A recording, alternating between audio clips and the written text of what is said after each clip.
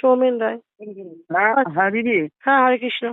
হরে কৃষ্ণ হরে কৃষ্ণ। আমি সৌমেন বলছিলাম, হ্যাঁ, বলো। ওই দমদম থেকে, মনে আছে?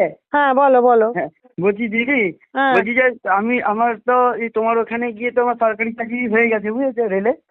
ঠিক আছে। রেলের চাকরি পেয়েছো? হ্যাঁ হ্যাঁ হয়ে গেছে, আমি শিয়ালদাতেই রয়েছি বলছি, ওর জন্যই তোমাকে আমি ফোনটা করলাম। ঠিক হ্যাঁ। আছে, পুজো দিতে যাব।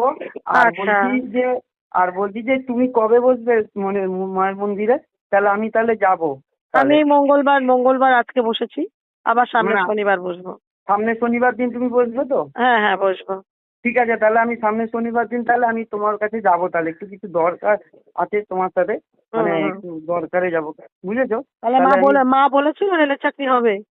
হ্যাঁ। আচ্ছা।